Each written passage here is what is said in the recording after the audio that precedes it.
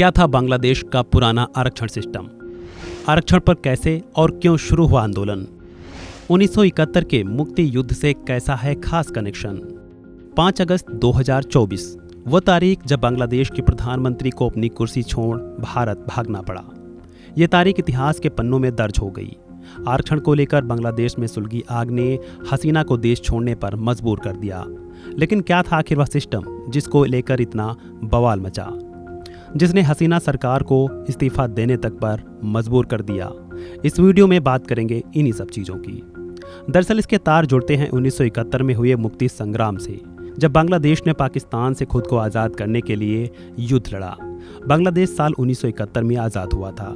बांग्लादेशी अखबार the daily star की एक रिपोर्ट में कहा गया है कि इसी साल से वहां पर 80% कोटा सिस्टम को लागू किया गया।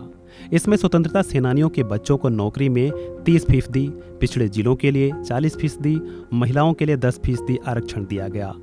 साथ ही सामान्य छात्रों के लिए सिर्फ 20% सीटें रखी गईं। लेकिन 1976 में पिछड़े जिलों के लिए आरक्षण को 20% कर दिया गया। इससे सामान्य छात्रों को 40% सीटें हो गईं।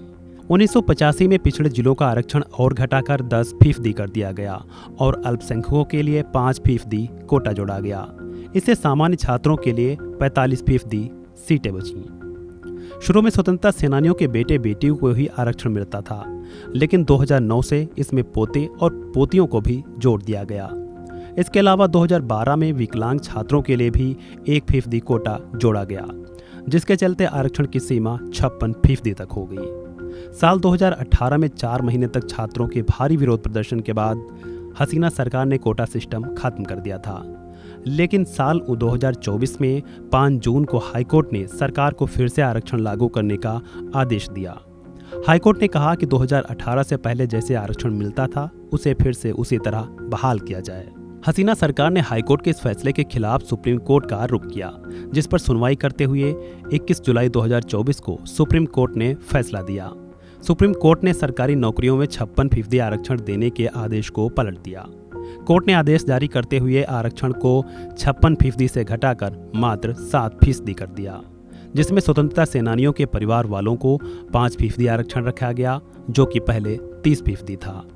बाकी 2% में एथनिक मिनॉरिटी, ट्रांसजेंडर और दिव्यांग को शामिल किया गया। सुप्रीम कोर्ट ने कहा कि 93% नौकरियां मेरिट के आधार पर मिलेंगी। कोर्ट के इस फैसले के बाद कहा जा रहा था कि आरक्षण को लेकर शुरू हुआ बवाल खत्म हो जाएगा, लेकिन ऐसा नहीं हुआ।